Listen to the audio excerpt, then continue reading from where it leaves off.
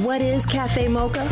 Experts, celebrities. Hey, this is John Legend. Yours truly, Idris Elba. This is Fantasia. I am Ian Levanson. Hey everybody, it's your girl Tamar Braxton. Music and features from a woman's perspective.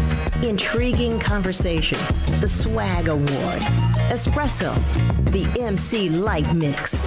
Radio from a woman's perspective. What flavor are you, baby? This is Cafe Mocha. It's Cafe Mocha. I'm Angelique. And I'm MC Light. I'm Lonnie Love, and joining us today will be Mary. Which Mary is it? Actually, it's one Mary, and it's Tina. Yeah, we're going to talk about the family, the music, and the affair. Ooh, we're talking about it next on Cafe Mocha. It's Cafe Mocha. I'm Angelique. I'm MC Light. And I'm Lonnie Love. And on the line, yes, I just love this reality show. I really do. It's Mary Tina of Mary is right. On the line. Hello, Miss Tina. What's going on, ladies? How y'all doing? Good. We are good. We are Cafe Mochaing it up here.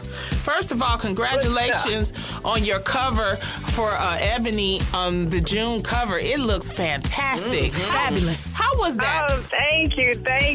It's been a minute, but thank you. How was it to prepare for that? Do you get nervous preparing for the cover? Do you already have something in your mind? Do you work with the people of Ebony? How do they do it? Because I never, Yeah, you would have that before. Well, when you're doing a cover, generally the editors of the magazine will have their vision and their idea, and they'll generally converse with your teams of people and find out if you're okay with what they have going on, or find a way to make it work. They want to do what compliments you, what makes presents you in the best way, and what's good for their cover. So generally they're not going to do anything that's just completely contrary to what you're about. They consider that when they consider who it is that they want on their cover. So it was a great experience. They had some incredible stylists and photographers, some incredibly gifted and skilled people, and they made us look good. They made it fun and energetic. Now, in terms of going in, I wrote out this since I write, that's what I do. I was like bugging, like, oh God, I'm oversized, I'm not a model, I don't want to get in here and just freak out. Like if nobody was paying attention, I'd probably take all the best pictures, but now that I'm thinking it's a cover and I'm in my own head, I don't want to jack myself up. So I wrote out this little thing telling myself that I'm confident and I can do whatever I need to do, whatever I want to do, whatever I believe that I could do. I'm going to go in here and I'm going to smash. It's going to be fun. And I just wrote it out and read it to myself right before I got out of my car, and I went in there and just had a good time. I didn't think about, oh my God, hold your stomach in this angle. What if your face? I didn't think about any of that. I just enjoyed having the opportunity to do it, and I'm grateful that we had a great team, and I think the energy was great there, and it came out good. You know what? That's such a level of acceptance for oneself. I salute you for that. And to everyone that's listening, whenever you're embarking upon something that you think may be difficult, that may be the way to go, to write everything down, see the vision, like write the vision down, and then it will come to be when you step in there. All right. We're talking. Yeah, there's a scripture in the Bible in Habakkuk 2:2, and it says, write the vision and make it plain. And it's like, I don't want to go in there all frazzled brain. So I told myself that I have great posture, that my size is good enough, that my smile is good enough. If they didn't think I was beautiful, or, if they didn't think something was just engaging or right enough about me, I wouldn't have been selected for That's right. That's true. I just told myself, you all right. You may not be Tyra Banks, but you Tina Campbell. Go in there and do her plays. And so, it worked on out for us. Good for you. Talking to Tina Campbell of Mary. More coming up on Cafe Mocha. Boom. It's Cafe Mocha. We are on the line with Tina from Mary. She is giving it all to us. And the thing that we're talking about here is the affair. That was a big thing exposed this season. How do you forgive after that? You know what? It came down to? It's a couple of things. The truth is, I love this man. I really do love my husband. And something in me said, this guy screwed up, and he screwed up bad. He did me dirty. But I did not believe that he was the mistakes that he made. Now, that ain't the case with everybody. Right. Some people, they wanted to do exactly what they did. It wasn't no other reasons. It's just I could get away with it, yada, yada, yada. And I'm not ever trying to make a saint out of my husband, because anything horrible that he can hear or experience, he already experienced it and heard it with me. So I'm not trying to make no saint out of him. But it was something that I have great discernment. And I was like, this man is something else going on. Mm-hmm. It ain't that I'm not enough. It ain't that he don't want it. That ain't it. Because first of all that he went through to try to still be here, I don't think too many men would deal with what he had to deal with. Because I'm just saying, I'm a piece of work when I'm not doing so good with my faith. Mm-hmm. Let's say that. Mm-hmm. So I knew that it was something more to it. And then I thought, you're supposed to be a Christian, right? Whether you take them back or not, you represent a God that forgives and that loves everyone. You got to forgive them no matter what. Mm-hmm. Otherwise, you're a hypocrite to what you stand for. So I made a decision to forgive him because I didn't want to be a hypocrite, even though it was hard to do. I didn't want to just back away from it because it was hard. I knew it was what I was supposed to do, and I knew that it was what God did for me. You know what I'm saying? I spaz out all the time. He still blessed me and let me represent him doing music. Mm-hmm. You know what I mean? I'm so to speak, one of the faces of gospel, and I'm not always that gospel-y in everything that I do. So I was like, I need to forgive him because it's just the right thing to do. Right. But staying with him and trying to fight it out, I just believed that he was better than what he did. Now, what I did not know is what the process of forgiveness is like, because I failed at forgiving for several months, maybe almost a year. I was trying, but I couldn't get it right because I was just mad and I was hurt and I was broken. So I wanted to return to people what they did to me. Right. So I contemplated that deeply and kind of carried it out a little bit, but I was trying. I was like, God, you got to help me because I'm telling you, I'm about to spaz out and I'm going to embarrass you in front of the world if you don't help me. Okay. And so I kept praying and asking God, help me because I'm turning into something that is so horrible and so remotely removed from what I ever was because I'm hurt and I'm broken. So again, I made a decision because it was the right thing to do. It's what my heart told me to do, but I did not know what that process was going to be like. And my process did not look all that forgiving throughout the process, but you just keep on trying every day. We're going to be right back because you on the road, Miss Tina. Hold on. We're going to be right back with more Tina Mary right in a few seconds. Do you remember the name of Essence Magazine's longtime editor-in-chief, who was the first act to headline the Essence Festival 20 years ago? If you're a hardcore fan of Essence, Cafe Mocha may be hooking you up with tickets to the 2014 Essence Festival presented by Coca-Cola. Click like on our Facebook page at Cafe Mocha Radio and then get ready for Essence Trivia. Each question you correctly answer registers you for tickets to the 20th Anniversary Essence Festival presented by Coca-Cola. Log on to CafeMochaRadio.com.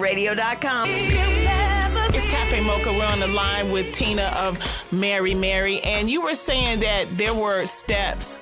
We're talking about her affair. There were steps that you took to forgive. And what was some of the steps that you could share? I'm over that hump. Mm-hmm. It's not, I don't wake up every day and it's hard for me to, I've accepted it. Like I can talk about it with my husband, with everybody else and not be mad, not attack, not spaz out, not do all of that kind of stuff because guess what? I can't change it. Right. And after I kept waking up every day trying to change it and adjust it, I realized you're never going to take this away. This is never going to be undone. This is always going to be a part of your history. This is always going to be a part of your existence. So what are you going to do about it? And so I had to practice accepting it. Now, prayer has been the most, it has been the most practiced thing. Prayer and reading the Bible has been more of what I've done with my existence over the past year than anything else. Mm-hmm. Because when I was not praying and when I was not reading the Bible, finding out how to love, how to be loved, how to accept, how to live through hardships, how to have the right attitude, how to be how to have a winning attitude, like how to just get through the things that life brings you and overcome them and grow from them and learn from them. I would keep my face in the Bible and I would be praying all the time because when I was praying and reading the Bible, I felt like I could do it. I felt hope. I felt like this ain't impossible. I felt like, well, maybe other people maybe people really wanted love and they didn't want to get it the wrong way. Maybe people had issues and rather than facing their issues, they just wanted to, try to find a way to mask what was wrong by doing something else that they thought was right. I started to have compassion for all of the people that was a part of this, including my husband. Right. I started to consider all of the flaws and faults and weaknesses that I have that I don't want to have, that I've had, for decades, you know what I'm saying, up into my adult life. And I wish I couldn't be that way, but I was. And so I started to think, well, maybe some of these things are stuff that people don't want and people don't really want to be, but they just they don't know how to overcome it, or it's too hard, or it's easier to just do what's easy, what's simple. It's easier to take what's easy rather than face a challenge. And so I started thinking of all of those things, and I started thinking about how much God forgives and how much God loves. And I started thinking, if you follow him, how you say you're going to follow him and you ain't doing what he do? Right. And so I just kept praying, and I kept practicing, and I kept reading the Bible, and every time I would feel like I could do this. I could do this. Thank you so much, Tina, for sharing with us. Tina of Mary Mary, you can catch the show on WeTV. And you know what? Seriously, sister, we gonna pray. We gonna keep praying because we can feel you. We can, you really are helping us, and we appreciate you coming to Cafe Mocha and sharing the story and just opening up. We really do appreciate it, and blessings to you and your family. It's like you're looking through a tell. It's Cafe Mocha. We've been talking to Tina of Mary Mary. And up next, how do you forgive a cheater? Should you? Ooh, we're going to talk about it. We're going to argue about it with Dr. Tartt next. It's Cafe Mocha. We've been talking to Tina of Mary Mary about the affair.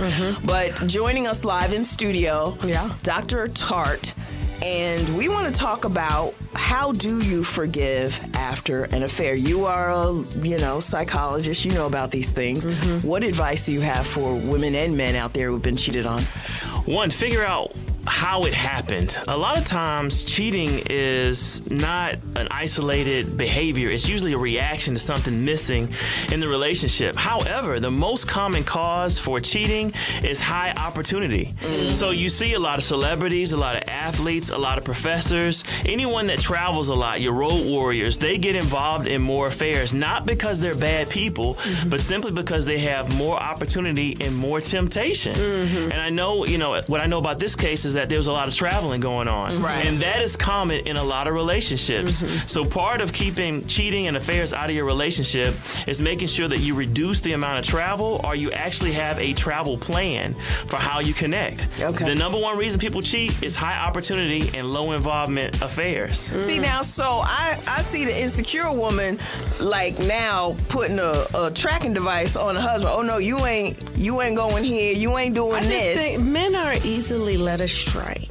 Well, it's funny that you mentioned men, because the rates of cheating are actually equal. See, here we go. Men and women is actually equal, and it's because women now travel, women are in the workplace, and women now have as much opportunity as men do. Well, I think the difference with women. That's why I had let Rihanna go. I just want to let y'all know that. Right? I think she was loose before, but no, I just mean she dates, and she should. She's young, get out there, do your thing. But I think with women, if you have a woman's heart, I don't really think she's going much. She doesn't cheat until after he does. See, like that's what I'm getting ready to ask Dr. Tartt. Okay. Is it that we're doing it more because we have the opportunity, or is it because we're wiser now and we feel like let's get him before he gets us? Well, I think there are a couple of different reasons. I mean, one is the opportunity. If you're attractive and you travel and you work around someone in a high stress environment, people have more sex. Two, you're right though. Women do have revenge affairs a lot of times, where they feel like, okay, you cheated on me, let me figure out how to cheat with you back. But also, there are 1 in 3 marriages are low sex relationships. That means they're having sex less than 12 times a year. Shut up. A lot of times what women do, because most time couples are not having sex, is because the man fails to be able to respond, so he loses interest in being a failure when it comes to lovemaking. And women substitute that part of the relationship, so a maintenance man, instead of breaking up with the husband they love, but only has a problem when it comes to performance in the bedroom. More coming up on Cafe Mocha. It's Cafe Mocha. We are in studio with Dr. Alduan Tartt. And I was going to say, in the very beginning, you said, when a cheating scenario, an affair has happened, find out what happened. Did you mean like what happened? Oh, that's a great question. First of all, this is going to set a lot of people free. You should never talk about the details. I don't want to know the details. People want to know the details. You need to tell them when and how the betrayal happened. Yeah, how but you the met the details person. are traumatized. Because you You gonna always be thinking about it. Believe me. You always ain't gonna be never cuffed me comparing. to the sink. Yeah. And I guess she was on your chest You like never this. hung on the bath rod. You don't want to know. So don't ask. Even if you want to, That's not you even a don't word, want the to know. bath rod. That sounds Y'all like know what I something. mean. And you don't just wanna get know. angry. But you need to talk about how it happened, because what happens in cheating is that you destroy the whole core of trust. So you not only stop trusting whether they're being faithful, you trust whether they're spending the money right, when they're going to work, do they really have a job? I mean, you have to go all the way back to square one to rebuild that trust with your partner. But it can be done, and it's done on a regular basis. Well, thank you, Dr. Tartt, for joining us in studio. It's good to see you looking like El DeBarge. I'll see. There we go. We're about to play some El DeBarge. Okay, let's play some. He wants to choose the DeBarge. You know, light-skinned brothers have to do something to stay relevant these days. You know? Y'all were gushing over Leon. Y'all just call his first name. I had to get like 3 names and a title just to feel relevant, but that's okay.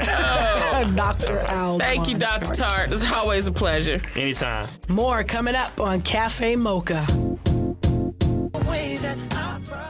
I'm Angelique, and the Cafe Mocha Espresso is brought to you by the 20th Anniversary Essence Festival presented by Coca-Cola.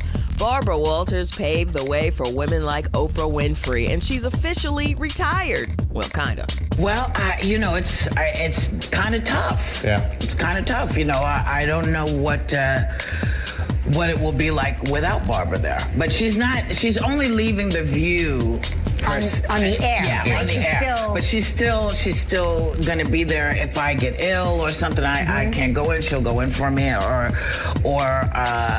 she'll be the executive producer. So she won't be far away. Word is the next move on The View may be to add a man. Still #1 on the R&B chart and several others, Pharrell talks about his new CD. The first album was a bit about me, and this other guy, me.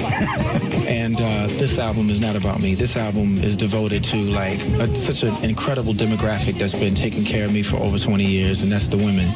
So I called it Girl. That's the Espresso. This is Cafe Mocha. Cafe Mocha. It's Cafe Mocha, and that was the MC Light Mix. Yeah, girl. Step into the light zone, you know what I'm saying? And you know what? If you miss any of it, portion, or you want to hear it again, you can go to CafeMochaRadio.com. She's got it. It's a bunch of stories on CafeMochaRadio.com. It's a lot of stuff happening on that website. And also the app, the Cafe Mocha Radio app. You can take us to go. Great show today, ladies. Thank you. We'll see y'all next week. Cafe Mocha. Cafe Mocha is a production of Miles Ahead Broadcasting in association with Cumulus Media Networks. Executive producer Sheila Eldridge, writer and producer Angelique Perrin. For comments and more information, visit CafeMochaRadio.com.